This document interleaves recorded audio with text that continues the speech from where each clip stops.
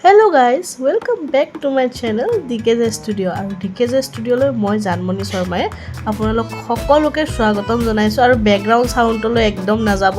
কিয়নো মই ভয়েস ডাব কৰি আছো আমাৰ কুহিয়ে মানে কিছুমান কাণ্ড কাৰখানা কৰি থাকে ন উৎপাতবোৰ সেই কাৰণে তাই মানে মোক ভয়েস ডাবটো ভালকে কৰিবলৈ নিদিয়ে তো আমি ওলালো আজি গাঁৱলৈ যাবলৈ বহুত দিনৰ মূৰত আমাৰ দেহমাৰ ওপৰত বহি আমি দুজন গৈ আছো মানে আমাৰ স্কুটিখনৰ নাম আছে দেহমাৰ আৰু তাইক আমি কেতিয়া আনিলো সেইটো ভিডিঅ' পৰা আপোনালোকক পাছত দেখাম আৰু আজি আপোনালোকে আমাৰ থাম্বনেলখন দেখা পাইতো গমে পাইছে কি ঘটনা আমাৰ লগত হৈ গ'ল তো গতিকে চাই থাককচোন কি হ'ল আপোনালোকে গম পাব ৰবক আমাৰ লগত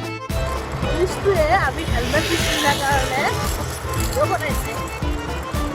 মানে খঙে উঠি আহে আৰে তৰমুজ কিনিবলৈ ভাবিছোঁ তেতিয়া হেলমেট পিন্ধি থাকিম নেকি আৰু মোৰ ইফালত দিকে মাথা হৈ আছে বিষ বা নিজৰ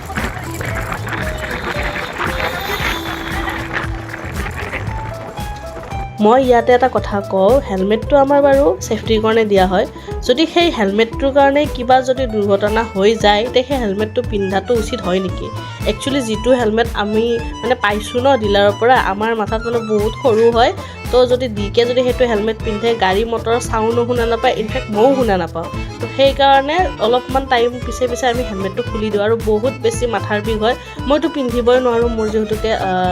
মানে স্পন্ডাইলাইটিছটো অলপ প্ৰবলেম আছে তো পিন্ধিবই নোৱাৰো তো সেই কাৰণে মানে পুলিচটোৱে আমাক চাই কেনে মানে ফটো মাৰিম যেন বিচাৰিছিলে বাট মোক দেখা পাই কেনে নামাৰিলে চাগে মই মানে স্কাপ মাৰি আহিছো ন তো আমাৰ ইটো পিন্ধিয়ে আছে আৰু আহি কেনে দেখিছে না আমাৰ ভন্দুৰামৰ অৱস্থা চাওকচোন ভিনিয়াকক দেখা পাই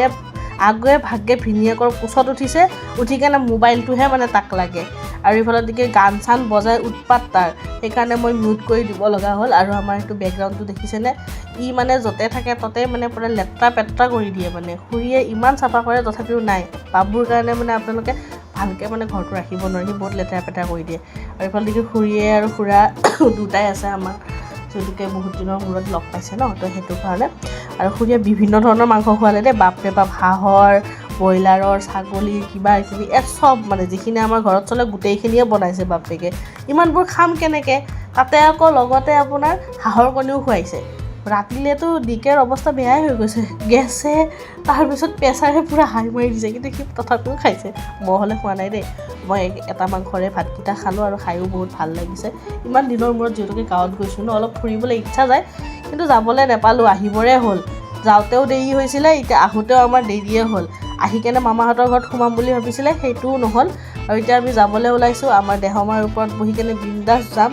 আৰু দেহমাৰ কেতিয়া আনিলোঁ ক'ৰ পৰা আনিলোঁ সেইটো ভিডিঅ' বনাম বাৰু আৰু এতিয়া মই বিন্দাছ কাপ চাপ মাৰি লৈছোঁ আৰু এইটো কাৰণে এটা কথা হ'ল আহি থাকোঁতে বহুতে মোক মুছলিম বুলি ভাবিছিলে আমাৰ ওচৰতে কিবা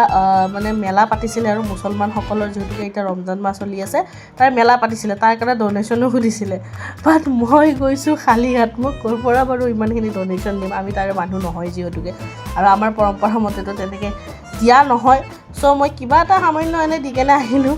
আৰু এতিয়া দেখিছেনে গাঁৱৰ পৰিৱেশ কি ধুনীয়া